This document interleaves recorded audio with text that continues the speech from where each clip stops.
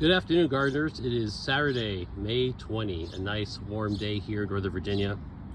I thought I'd just show you what's going on in my raised beds that I just kind of let go for the season. Why would I do that? Well, I have some cover crop growing. I have been growing tomatoes too often in the same bed, and that's not good for diseases that persist year to year. You should rotate a bit. And I will cover another reason in the future, but for now, this is just wild and crazy. Essentially, these are tomatillos, I think, from tomatillo drops. When they drop onto the ground, you have the husk, the seeds exist in a little netting, and then over the winter they get spread out or buried or whatever. And now I have all these tomatillo volunteers. So if you like green salsa, this is the place to be. I had some sun gold cherry tomatoes in this spot last year, and they dropped too, and you can see how dense they'll grow back together. So I could thin those out, and then there'll be a no kidding healthy tomato plant growing right there. I did buy a few things from the store. Here's a zucchini plant, a squash flower. So there's a male flower over here. There's a female flower over there. That means we may be seeing some zucchini soon. We'll see if they meet up. White clover. This is a cover crop that I usually seed in early spring. These are probably a couple years old. They add nitrogen to the soil, and they help your root structure, especially what helps your root structure, this winter rye that's growing in the middle. So I'll do cover crops and then usually trim them down and turn them in.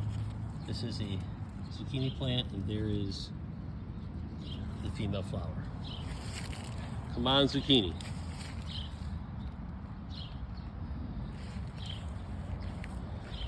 So one project I wanted to catch you up on is a technique I learned from, I have him linked as a favorite there in my YouTube channel, the Rustic Gardener here in Zone 7. He went to Costco, and I followed his technique, and I got the same pans, and I drilled holes in the second pan. That way I can water on the bottom in between and then grow basil here. So if you do not like buying basil, $5 per plant, or tasteless basil at the local grocery store, do this, right? So here you go. I can get about 30 or 40 seedlings in each pan of my favorite basil. I have a mammoth basil, which is a crazy size, like hand-sized leaf that is really cool to see growing in your garden. I have some Neapolitan and some sweet basil, and I'm not really sure how far I went with the rest of the basil.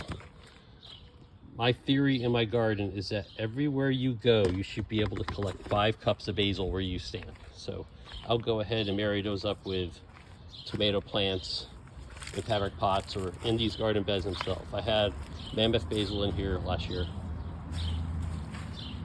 Whenever I have a Cosmo growing up, I just let it happen, right? Eventually you'll get to start recognizing what your flowers look like from seedlings, and just let them go, because that's another $5 at the nursery. And you can see how I had tomato drops of last year with all these seedlings here. And we're just gonna let them go and see how they do. Kind of a neat experiment for the year. If you have some raised beds, I would love to see what you're doing. Always comment and link there below. Share it, everybody, and like and subscribe. So until now, I'll leave you with my wildly overgrown tomatillo beds now where they are, and have a great weekend. Happy garden.